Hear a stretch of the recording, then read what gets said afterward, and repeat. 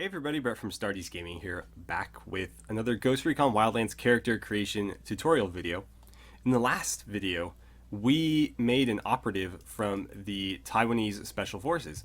And continuing with our theme of Special Forces, I'm going to do another request today, this time for the Russian Spetsnaz. Now, Spetsnaz just means like special, so that is a pretty broad range of units that it could cover. I'm going to stick more to like the GRU or something at least along those lines.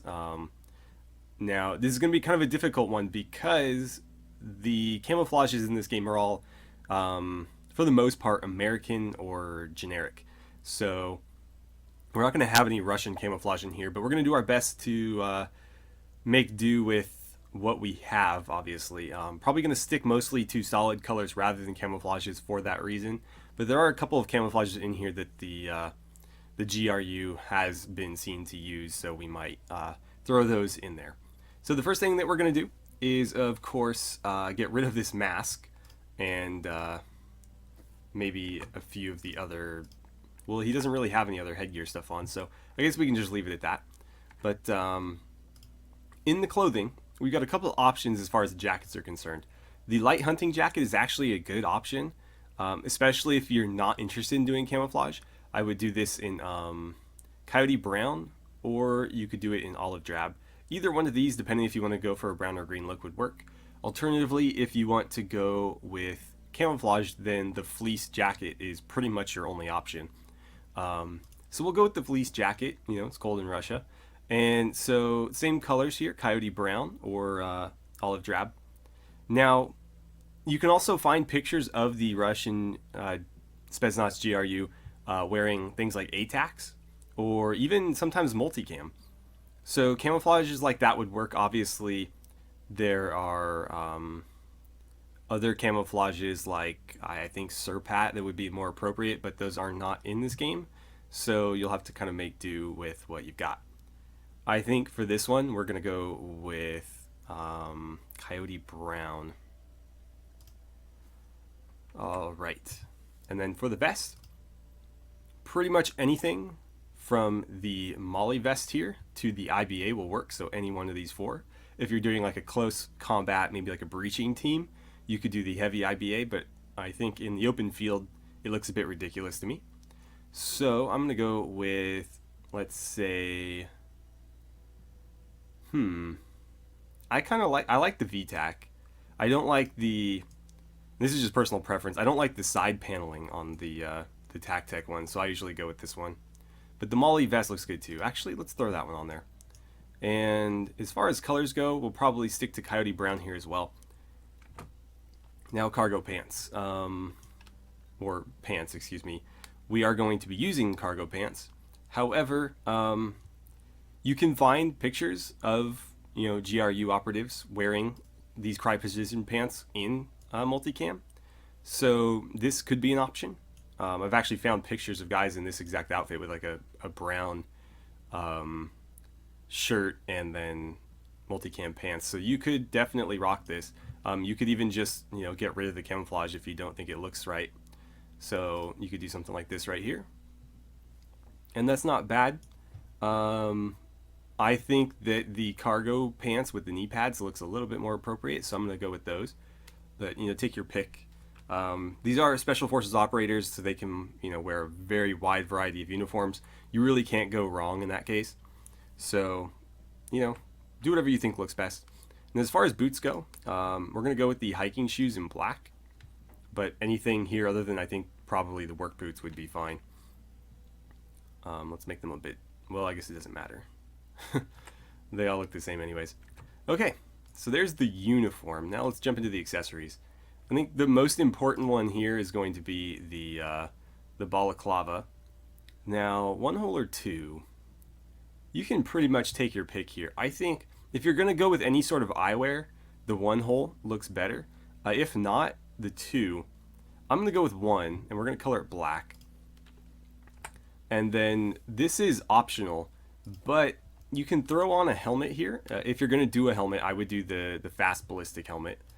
And we'll keep it similar in color, so probably coyote brown as well. Or you could mix it up with some camouflage here. This wouldn't be a bad place to throw in a little bit of camo if you've done, you know, brown everywhere else.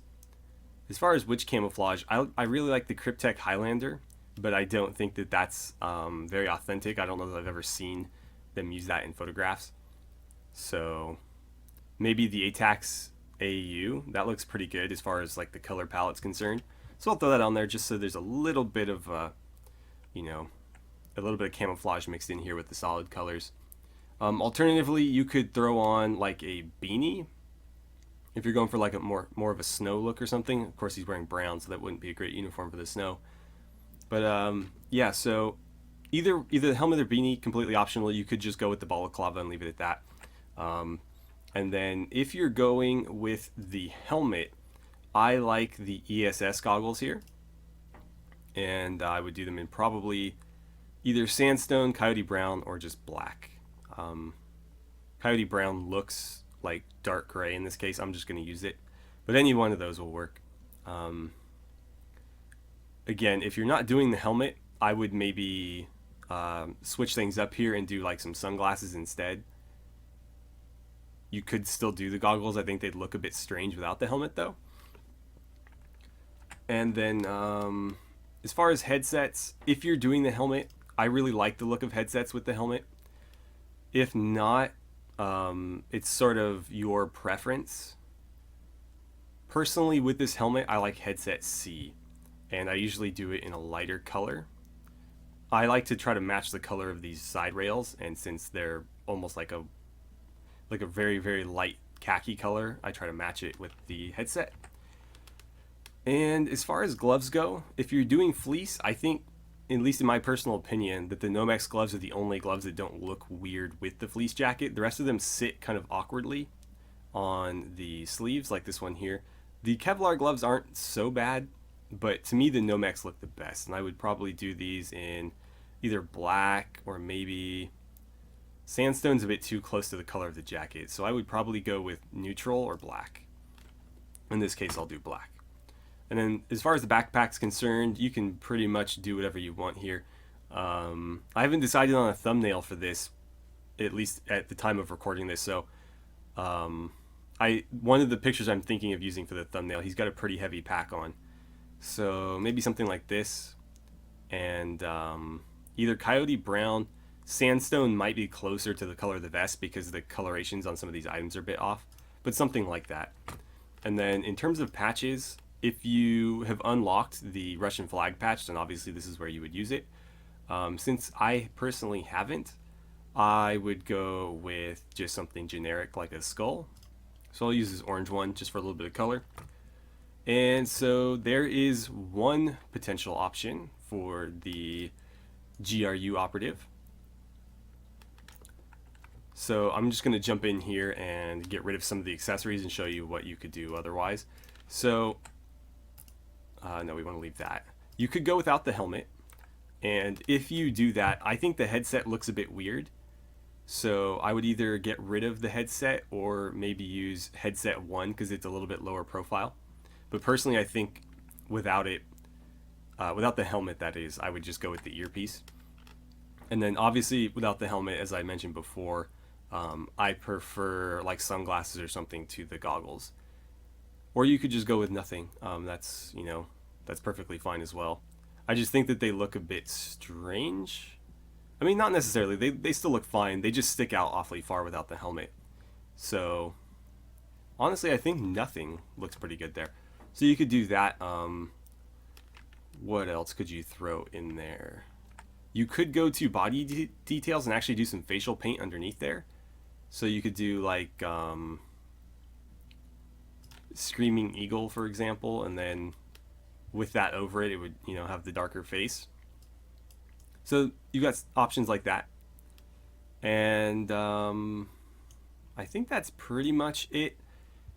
Obviously, as far as weapons go, you're going to want to try to unlock some sort of AK variant. I think the AK-12 or the 47 is a bit dated at this point. I don't think any organized military actually uses AK-47s. They're usually using like AK-74s or slightly more modern versions thereof.